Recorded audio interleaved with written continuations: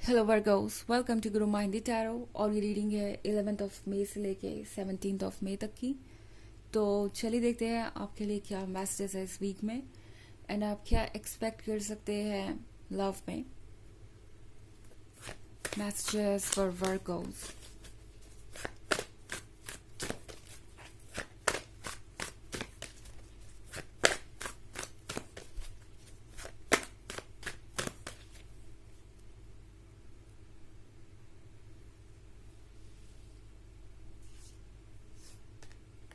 The hanged man, the wheel of Fortune, 5 of wands, S of pentacles and the star. Okay, तो हमारे पास है hanged man.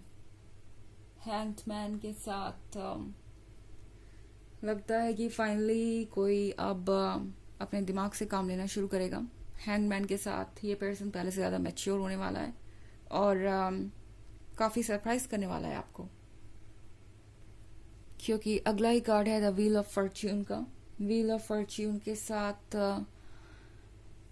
काफ़ी सारी चीज़ें आपके फेवर में टर्न होने वाली हैं और इसी का असर इस पर्सन पे भी दिखेगा। इस पर्सन की एनर्जीज भी फिक्स हो जाएंगी आपके व्हील ऑफ फॉर्च्यून के कारण।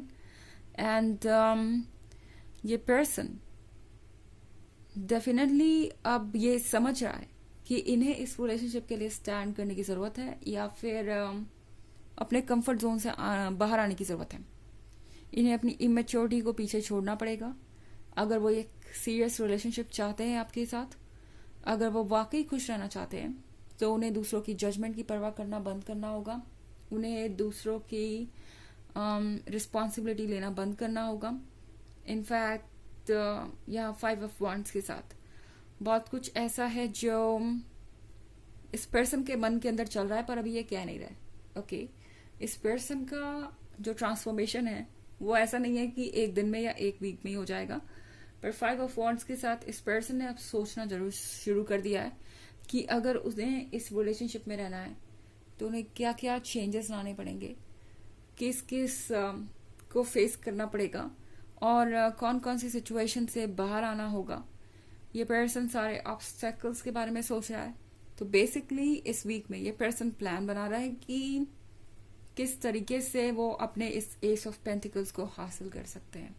ओके, ये एस ऑफ पेंटिकल्स है आप, उनके हार्ट के अंदर ये जो एस ऑफ पेंटिकल्स है ना, ये आप ही है। और उन्हें लग रहा है कि जब यूनिवर्स उनके सामने वो पर्सन ले ही आया है जिनका उन्हें इंतजार था, तो फिर अब हेजिटेट क्यों करना। वो इस बात को सोच रहे हैं, क्या सिर्फ इसलिए पीछे पीछे हटना ठीक होगा क्योंकि यहाँ पे चैलेंजेस हैं? क्या और किसी रिलेशनशिप में ये चैलेंजेस नहीं होंगे? ये सारे सवाल आजकल ये पर्सन खुद से पूछ रहा है। इस पर्सन को ये भी लग रहा है कि इस बार अगर उन्होंने सबको खुश करने की कोशिश की तो यकीनन वो अपनी खुशियां तो हमेशा के लिए खो ही देंगे, सेक्रीफाइस कर ही देंगे। तो यहाँ पे एस ऑफ पेंटिकल्स के साथ ये पर्सन डेफिनेटली ये चाहता है कि आप उनके क्लोज आए और ये पर्सन इस गिफ्ट को गंवाना नहीं चाहता। तो यहाँ एक वजह यह भी है कि ये पर्सन अपने दिल से आपको नहीं निकाल पा रहा। ओके वर्गो, यहाँ पे इन्होंने सोचा जरूर था कि ये अपने कंफर्ट जोन में एक बार फिर से चले जाएंगे। इन्हें लगता था कि लव तो ऐसी चीज़ है जो ओवर द टाइम हो ही जाती है किसी ना किसी से, और इतना सीरियसली इन बातों को लेने की ज़रूरत नहीं, इतना सीरियसली इन चीज़ों को लेने की ज़रूरत नहीं। पर अब इन्हें लगता है कि ये अपने दिल से आपको निकाल नहीं पाएंगे और अगर ऐसा हुआ तो आपके बिना उनकी ज़िंदगी बहुत ज़्यादा सैड हो जाएगी, बहुत ज़्यादा उदास हो जाएगी।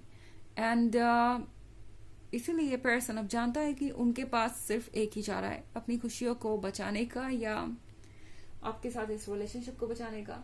एंड वो तरीका है कि वो अपने चैलेंजेस को फेस करे, ऑब्स्टेकल्स को फेस करे, खुल के उन लोगों से बात करे जो इस रिलेशनशिप को अप्रूव नहीं कर रहे और चीज़ों को क्लियर करे, सॉर्ट आउट करे। द स्टार के कार्ड के साथ ये पर्सन अपनी राह पर चल दिया है। ओके, जर्नी शुरू हो चुकी है। हालांकि ये जर्नी थोड़ी लंबी है तो ये एक वीक में तो कंप्लीट नहीं होगी, पर अच्छी बात यह है कि ये जर्नी चल दी है, सॉरी ये पर्सन चल दिया है इस जर्नी पर, और ये जो जर्नी है ये इस पर्सन को वहां तक ले जाएगी जहां पे आप हैं। और ये पर्सन गिव अप करने को तैयार नहीं। इस बार इस पर्सन ने डिसाइड कर लिया है कि वो आगे बढ़ेंगे और कोई इफ और बट्स नहीं होगा। ओके, कोई एक्सप्लेनेशन या कोई एक्सक्यूजेस वो आपको नहीं देंगे बेवजह। हालांकि ये एक जनरल रीडिंग है और ये सबसे रेजोनेट नहीं करेगी। एनर्जी रिवर्स हो सकती है अगर आप क्रॉस वॉचर हैं। इसके अलावा अगर आप पिछले वीक की रीडिंग या ईयरली रीडिंग देखना चाहें तो उसका लिंक आपको डिस्क्रिप्शन बॉक्स में मिल जाएगा हमेशा की तरह। चलिए आगे बढ़ते हैं।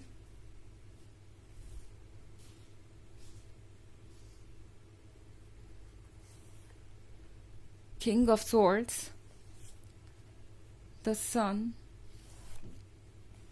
Ten of Swords, Queen of Wands, and the Emperor. Okay. तो बात यहाँ तक पहुँच गई है किंग ऑफ स्वॉर्ड्स के साथ। ये पर्सन समझ गया है कि जिद का कोई फायदा नहीं। अगर वो जिद करेंगे तो उन्हें ही टेन ऑफ स्वॉर्ड्स झेलना पड़ेगा, उन्हें ही इस पेन से गुजरना पड़ेगा, क्योंकि कहीं से भी आप उनसे कम तो नहीं है। तो यहाँ पे ये सिचुएशन तो कभी नहीं बनेगी कि आप उन चीज़ों के लिए माफ़ी मांगे जो आपने की ही नहीं, या बिना मतलब के उन चीज़ों को सेक्रीफाइस करें जो कि वो आपसे दूसरों के कहने पे करने को कह रहे हैं। आई मीन हो सकता है इस पर्सन की कुछ एक्सपेक्टेशंस हो आपकी आपसे कि आप दूसरों की बातों को सुनेंगे या इनके अकॉर्डिंग चलेंगे। तो इस पर्सन को ये समझ में आ गया है कि आप एक अलग पर्सनालिटी हैं। क्वीन ऑफ वॉन्ड्स के साथ आप कॉन्फिडेंट हैं, आप अपने राइट्स जानते हैं, आप अपने रूल्स जानते हैं, आप किसी चीज़ के लिए सेक्रीफाइस करने को तैयार नहीं है। एंड मोस्ट इम्पॉर्टेंटली आप कॉन्फिडेंस से भरे हुए हैं और आपको देरी नहीं लगेगी किसी और को ये जगह देने में। तो ऐसा लग रहा है किंग ऑफ स्वॉर्ड्स अब अपने साइलेंस को तोड़ना चाहता है, अपने ईगो को पीछे छोड़ना चाहता है और द सन को एक्सपीरियंस करना चाहता है, खुशियों को एक्सपीरियंस करना चाहता है। काफ़ी लंबा समय गुजर गया है ऐसा लग रहा है इन्हें आपसे दूर रह के। ओके, हो सकता है कि आप दोनों के बीच ये आर्गुमेंट 2 दिन पहले ही हुई हो, या आप 2 दिन से ही एक दूसरे से खफा हो या बात ना कर रहे हो, या ये सारी इश्यूज जो हैं अभी कुछ समय पहले ही हुए हैं। पर इस पर्सन को ऐसा फील हो रहा है जैसे सालों गुजर गए और ये पर्सन नहीं चाहता कि अब और वेट करें। तो शुरू में तो ये द एम्परर बने हुए थे, इन्हें लग रहा था कि शायद चीज़ इनके कंट्रोल में रहेगी, या तो आप ही इन्हें अप्रोच कर लेंगे, आप ही चीज़ों को सॉर्ट आउट करने की कोशिश करेंगे, आप ही कुछ सेक्रीफाइसेस या कॉम्प्रोमाइजेस कर लेंगे, या फिर वो मूव ऑन कर पाएंगे आपके बिना। जैसा कि मैंने कहा कि इस पर्सन को लगा था कि ये बस एक फीलिंग है, लव एक बस फीलिंग है और इससे उबरा जा सकता है, पास्ट को भूल के मूव ऑन किया जा सकता है, और लव ऐसी चीज़ है जो किसी के लिए भी डेवलप हो सकती है। इन्होंने लव को इतना इम्पोर्टेंस नहीं दिया था, पर अब द एम्परर का नज़रिया चेंज हो गया है। अब एम्परर को लगता है कि उन्हें इस लव को इम्पोर्टेंस देने की ज़रूरत है, इस लव की वैल्यू को पहचानने की ज़रूरत है, एंड इसीलिए ये पर्सन इतने सारे एफर्ट्स कर रहा है। ओके, एंड ऐसी कोई चीज़ नहीं है जो अब इन्हें रोक सके, क्योंकि इनके अंदर आने वाला बदलाव बस यूं ही नहीं आया, इसकी बहुत सारी वजह है। ओके, एंड सबसे बड़ी वजह यह है कि इन्हें लगता है कि आप ऑलरेडी बहुत कुछ कर रहे हैं। इन्हें धीरे धीरे इस बात का रियलाइजेशन हो रहा है और आगे आप देखेंगे कि इस पर्सन के अंदर काफ़ी ट्रांसफॉर्मेशन आ जाएगा। चलिए देखते हैं कि आपके लिए ऑरेकल मैसेज क्या है।